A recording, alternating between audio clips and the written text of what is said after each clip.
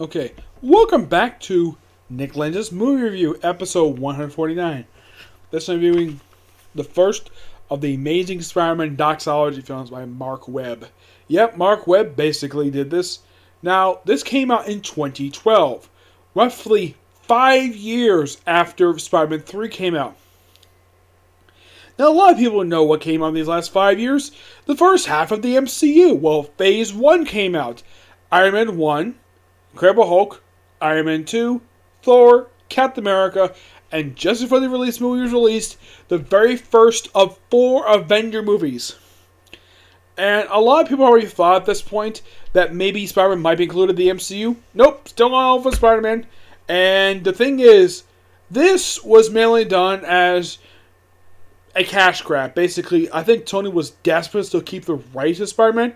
Probably because, basically, when the Spider-Man franchise started back in the 2000s, it would make a lot of money for them. And because Spider-Man 3 basically was a good financial hit for them, not a big critical hit. People hated that movie. But the sequel to this movie right here, it's hated more than what happened here. This movie, completely new cast. Now, nobody remained. No Bruce Campbell cameo in here. Nope. We have a completely new cast. We have Andrew Garfield as the new Spider-Man. Yep. We also have Gwen Stacy here. Oh, in case you're probably asking, Nick, does Mary Jane Watson have movies? Well, I'll talk about more of that when I talk about Spider-Man 2, but she's nowhere in this movie. We also have a new George Stacy, a new Ben Parker, and Aunt May. Yeah. Who Ben Parker is played by the awesome Martin Stein. Interesting choice. I like that one. That was actually a pretty good idea. Especially as this guy would later on play Hank Pym in Ant-Man. Yes, the same Martin Stein. Yep.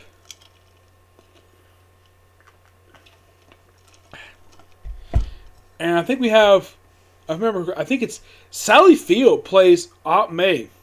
Which, good choice. The woman is actually a really good actress.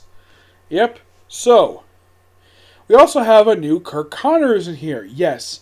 No longer it's the actor who played him in Spider-Man 2 and 3. Oh no, this is a completely different new actor.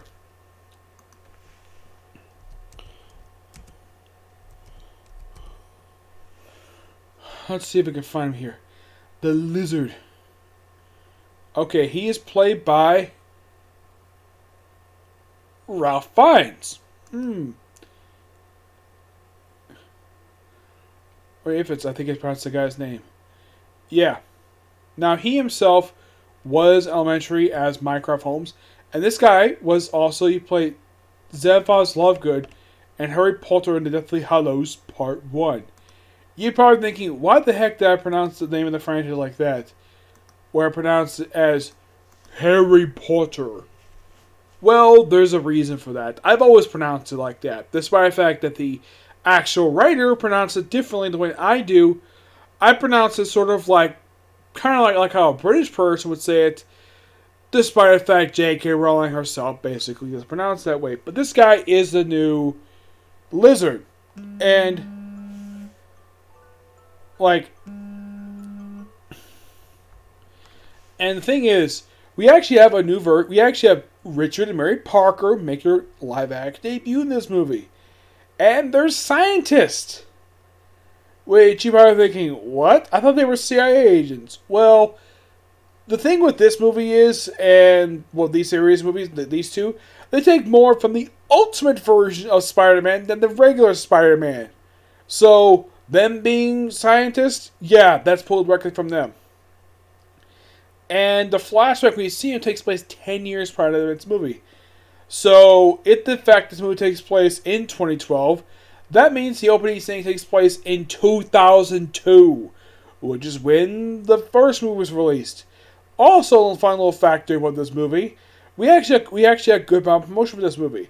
Now, when the movie was released, it was the 50th anniversary debut of Spider-Man, and there was a storyline in Amazing Spider-Man published I think it was just prior to this movie, where it featured Return of the Lizard called No Turning Back, which is a great storyline, though the storyline later, the second to last story that came after this one was pretty terrible.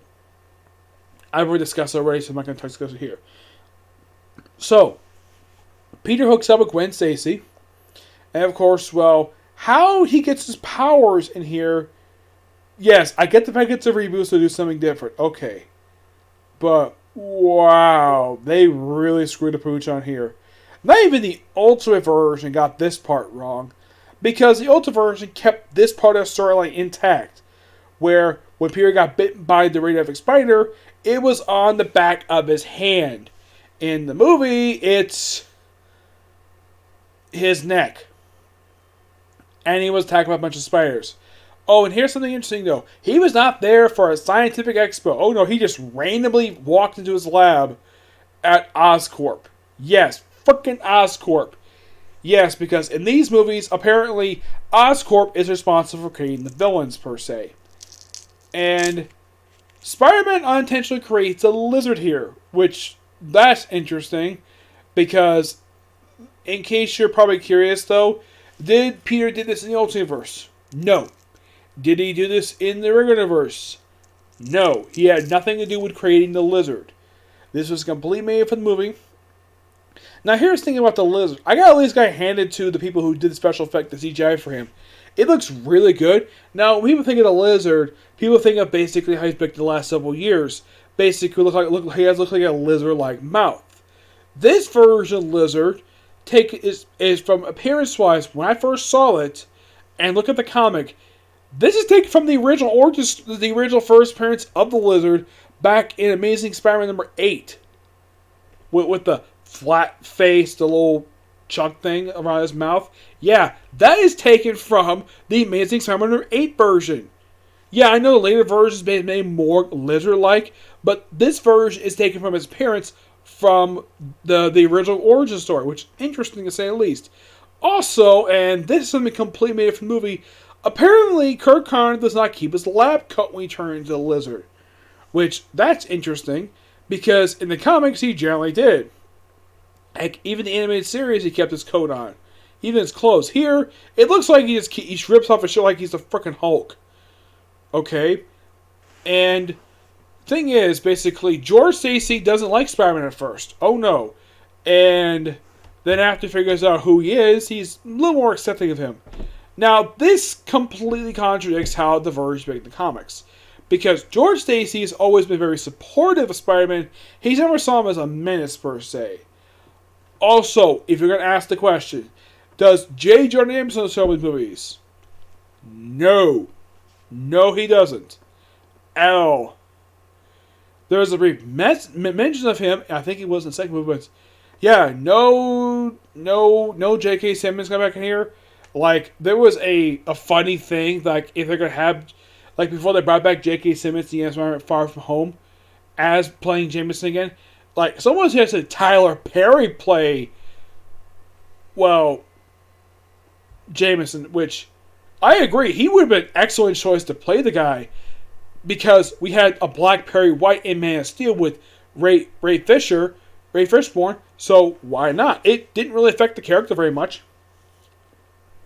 Because Ray Fishburne, from what I can tell, well, even though he didn't crack the whole Grace Hughes' ghosting, but at least he particularly is a very competent editor of Daily Planet, and he's very protective of his employees.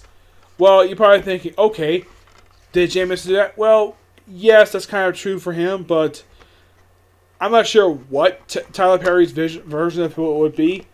Even though, yes, he would play a character in a comic movie, playing Baxter Stockman in TMNT Out of the Shadows. And no, I've not seen it yet.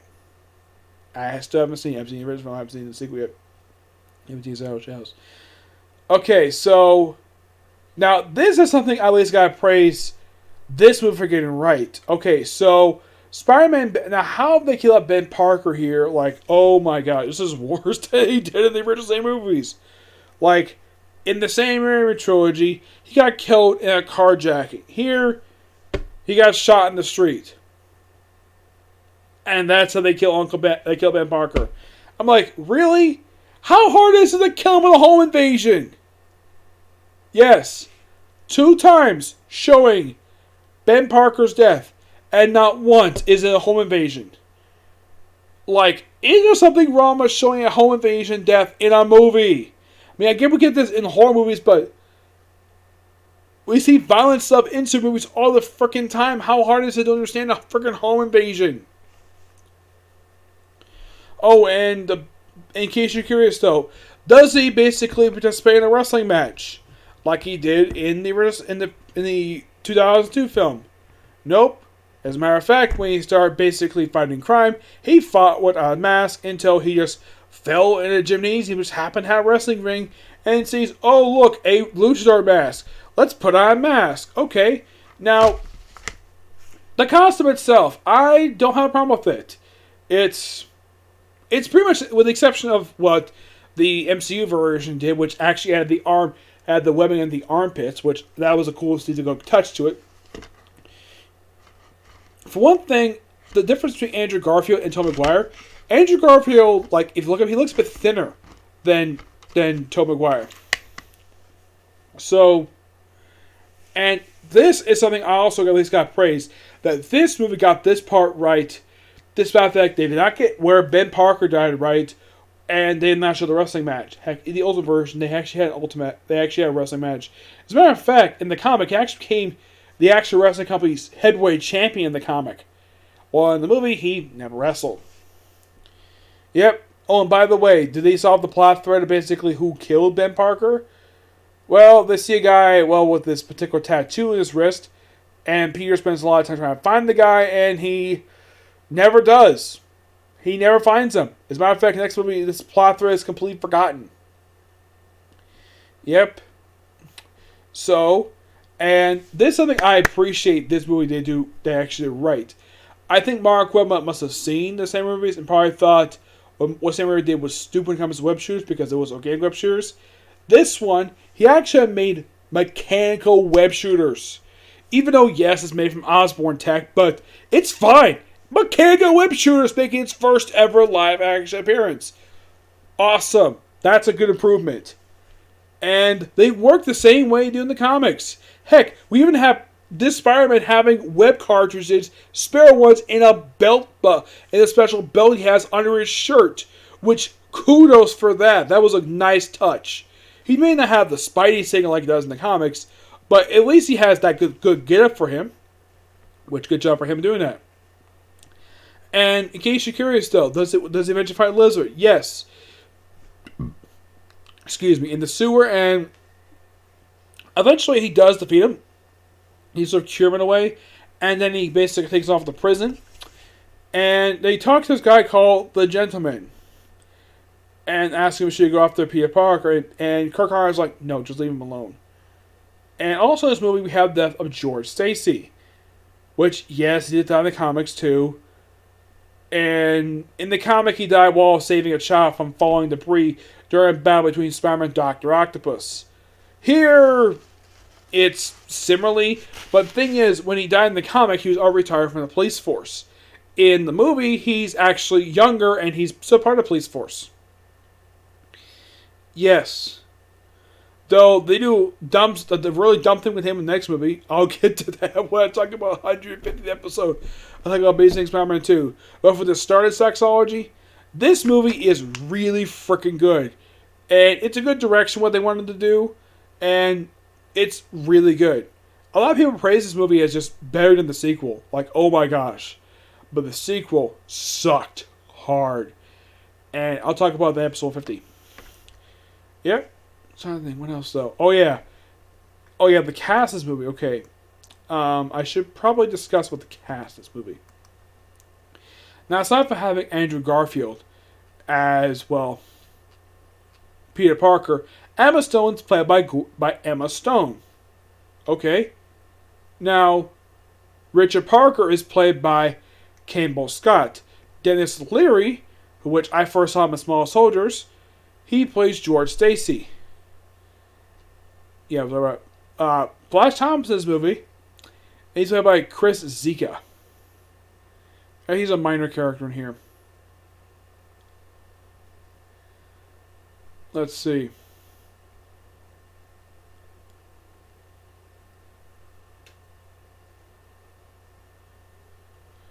Let's see. Yeah, Stanley does make a cameo. I don't remember what his cameo was.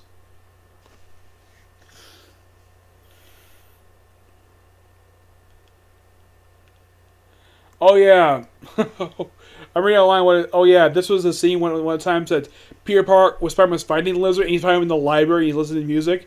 I thought this was a really awesome scene. Now, in case you're curious, did any of the villains in the comics ever actually fight Spider-Man at school? Yes, in the Ultimate Universe. So that was mainly the Green Goblin fighting him, not the freaking lizard. But that was awesome. I mean, who would have thought though the lizard would attract him at his school?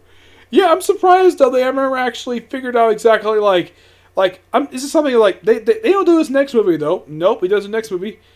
And also the character who the gentleman is, his name is Gustav Fires, and this guy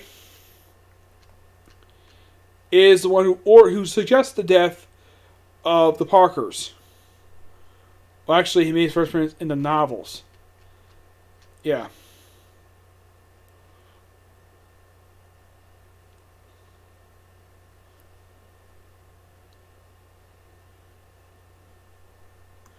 Yeah, but this movie's good.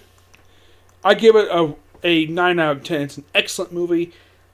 Not the case of Spider-Man 2, which came out in 2015. I'll talk about this one in 150. Okay, so that's it for this particular review. Now, I am going to do 2 more reviews, talk about basically Spider-Man 2 and our Comic Corner, but I'm going to take a little break just so I can get this video up along with the previous 2 videos, and then I'll discuss those next 2 videos. But next video will be the Comic Corner, then the movie review, and probably another one after that. Okay? When I will not review exactly what that one is. I'll talk about that when I get to that one. Okay? So next video. Bye.